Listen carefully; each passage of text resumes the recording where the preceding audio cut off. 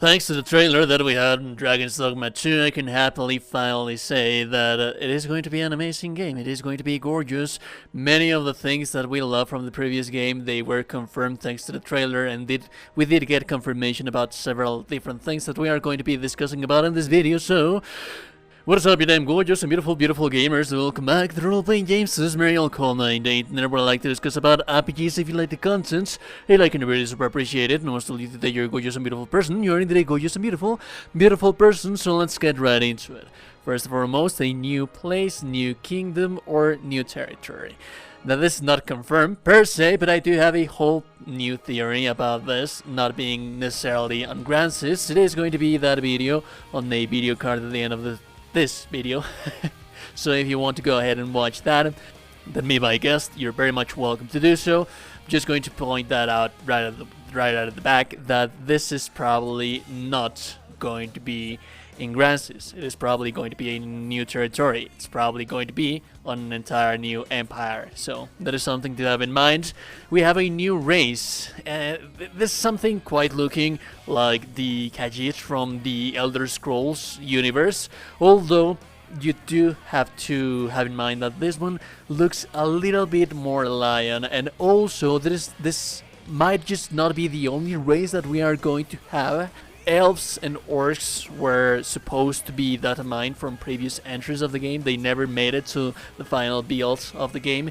But this guy seems to be like an elf to me. Would not know what this guy is, but it is definitely an interesting character that I guess if we do have in mind that there's new races confirmation, it is not that much of a stretch to say that we are probably going to have elves or different races, more races than the ones that we have been shown in the trailer. The trailer is just going to say that we have variety. They are open to more stuff. It is just not going to be human based anymore. Now let's talk about the monsters. Confirmed monsters, new monsters. This is what makes me happiest the most, because new monsters, it's music to my eyes. The confirmed monsters that we have so far, it's the Cyclops, all-time favorite. We have the Ogre, the Griffins, and strangely enough, we have a Minotaur outside of Bitter Black Isle. This is an enemy that we will never be able to see out in the Evergale or in the Everfall or anywhere else outside from the Bitter Black Isle. I might be mistaken. I just cannot remember seeing these guys in a different place other than the Bitter Black Isle. It was a new addition for the Bitter Black Isle, but I could be mistaken. It's just strange to see this guy sat from there. But we do have a new confirmation for new monsters. What it seems to be a Gorgon. And the animation, the assets, the style of it, it's just, I'm thrilled to fight against this thing. Also, it seems that we have a kind of a bigger harpy. At first, when it happened so fast, I thought that this was going to be something like a sphinx. It ended up looking a little bit more like possibly a harpy queen. But yeah, nevertheless, new monster, or it might just be an NPC. Highly doubt that doesn't really happen in this game. Now, this is a little bit far stretch. This is something that I just could not avoid. I am a Souls junkie. Everyone knows that I am indeed a Souls junkie. Dark Souls references. Do not worry about the combat. Nothing from the combat is going to be present in here. The combat in itself, we are going to be speaking a little bit later about the combat, but it is nothing Dark Souls related. Combat wise is going to be here. If you do not like Souls likes, which I know that there's a lot of people that do not like Souls likes, then do not be worried about that. But also I do know that fluted armors were not invented by Dark Souls. That much is true. That much is certain. Fluted armors are very much a thing that was for medieval European knights, and they are all over the world in museums and whatnot. But this, you cannot. It just looks too similar to that to the herald armor that you can see on Dark Souls, and all in all, it just looks way too similar to the fluted armors that we can see on the different entries for the Soul series. Do have in mind that they take inspiration a lot as well from Berserk. Both Dark Souls and Dragon's Dogma. Dragon's Dogma is a little bit more literal. They did add in Dragon's Dogma 1 quite literally Guts and Griffith's armor, and you can see some of the monsters that would be seen on Berserk, so it wouldn't be a surprise that we would see a little bit more of references, again, not in combat, but a little bit more of references that you can see in Berserk and Dark Souls right here emblazoned on Hideaki Itsuno Dragon's Dogma 2, and it would very much make me happy. I'm not gonna lie. Let's talk about the combat now to make your mind at ease. It is still going to be amazing. There's reuse of assets. One thing to have in mind is that I was that one guy that was speaking about Dragon's Dogma 2 before it was announced, before it was official. I was one of those guys that was just shouting throughout all of the possible heavens that there was indeed a Dragon's 2 going to happen. Dragon's Dogma 2, I'm sorry, going to happen. And in my ramblings back in the day, I did a video on combat when the combat designer, combat director switched sides to Square Enix to work on Final Fantasy XVI. Little side note, yes, that is why the combat in Final Fantasy XVI looks so amazing, because it was designed by the dude that designed the combat in Dragon's Dogma. It is not a surprise that it looks so good. That being said, I said back in the day that there would most definitely be changes in there, but do have in mind also that most of the animations, combat animations that you see on Dragon's Dogma, they came initially from Devil May Cry.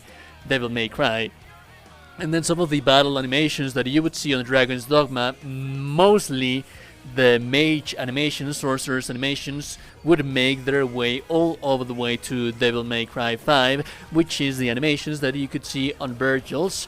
So as you can see, Hideaki Itsuno thus reuses the animations, and let's be honest, it's just because the combat on Devil May Cry and the combat on Dragon's Dogma, they are amazing. They are top-notch combat systems in the entire big, huge gaming industry world. They are just so precise, so on point. They are just amazing.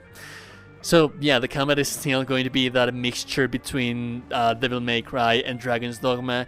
Climbing monsters, of course, the animations as you are able to see throughout the entirety of the trailer, they are the very same combat animations for Dragon's Dogma and Devil May Cry. So yeah, the combat is still going to be amazing. What do you want for me to say? It's just confirmation that it's just going to be beautiful. I saved the best for last. I have been watching, reading, and whatnot on forums, different groups, Facebook groups, Instagram, and whatnot, whatever you might find people speaking about Dragon's Dogma. And there is a constant, thing that it doesn't change, a constant thing that doesn't change. Anyways, that out of the way, there is a constant of people worried about Grigori and the dragon being the main thing, and this game being so cyclic. This is why I wanted to say this for the end of the video as the last point, because I think that I am going to spend quite a little bit of time speaking about this, both as a narrative section and a combat section of the dragon's fights, because I think that it is very important. It is confirmed by the trailer, thank goodness, thank the Senate child, that it is confirmed that it's still going to be the very main thing. It's still going to be the dragon, and you are pretty much going to be training yourself as a reason to fight against the dragon. But that wasn't really the case. That was not really the whole focus as a narrative experience for Dragon's Dogma, but not everyone realized about that. Just the real hardcore gamers that do care about the narrative. Dragon's Dogma is one of those games that was heavily criticized because of the narrative, because it didn't really tell you that much back in the day, and you have to dig up a little bit of what you have around you. It is a kind of narrative that not everyone likes that much. That said, it is a highly philosophical game. That is why they use Voltaire, for example, as quotes on the game all throughout in different places if you manage to look around. And the thing that I love about Dragon's Dogma, and again, Dark Souls, which is something that they share in common, is that they hold the philosophy of the never-ending cycle, which is a philosophy that was highly studied by the canon academics of the literature and philosophy world. And that is something that I love too much about that game, because if you play Dragon's Dogma and you do not care about the story, you still have a very solid RPG with an amazing combat system. But if you do care about the academics and the literature and the philosophy of that game, the never-ending cycle is something that has managed to work, as many other forms of art, literature and philosophy, has managed to find its way into modern media, such as movies, songs, in this case video games. And having just the philosophy, the questions, the answers, and the thoughts, it makes me so happy that I can nourish myself from an academic point of view, as well as a motorized point of view for my fingers and my actions and my reflexes and everything that my body is doing. But I'm not only nourishing my reflexes and everything that my physical body has to offer, but I am also nourishing myself as an academic level, because this is something that I could study, that I could compare every time that I am in my free time and I don't know, reading philosophy, literature, whatnot. This is something that I could compare to, that I could feel the reference to, and that I could dedicate a little bit study to. And it's just something wonderful that if you go out there on a forum and speak about the philosophy and the never-ending cycle and what the lore of these games have to offer to you, it's just amazing the amount of thought and communication and discussion that all of this could offer to you as a gamer, as a community. And it's just a little something extra that you can find outside from the game and inside from the game to nourish yourself, your mind, as well as to open the discussion with other people on different forums. So that is something amazing that is going to remain in here thanks to what we can see in the trailer. The second part of the dragon, what I do not want for them to change at all one bit, is the combat. I can confidently say, I can properly say, out of all of the RPGs that I have played in my life, I have played so many RPGs in my life. I love RPGs. RPGs are my life, and RPGs at the end of the day are my work, thanks to YouTube now.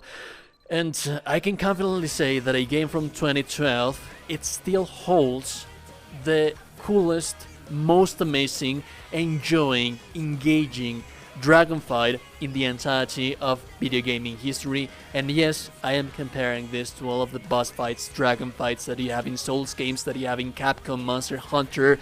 Every possible dragon fight that you have in different games, it's just a dragon fight. But nothing manages the boss fight, the dragon fight, quite like Dragon's Dogma does. I am not going to spoil you for all of you that have not played it, that have not fought against the dragon. I am not going to spoil anything to you. Just let me tell you that this is a huge dragon that you have in front of you that starts throwing fire at you, and then you use your shield, you use cover, you start running, you start fighting beasts, and the dragon is harassing you all over the place, and then you're flying in the back of the dragon, and then you're in that tower in the wasteland, in the keep. There's the dragon harassing you, throwing fire against you. You're running, you're fighting, using ballista. This is just a huge scenario of a dragon that you can properly see in movies, but we have never seen quite like this on video games.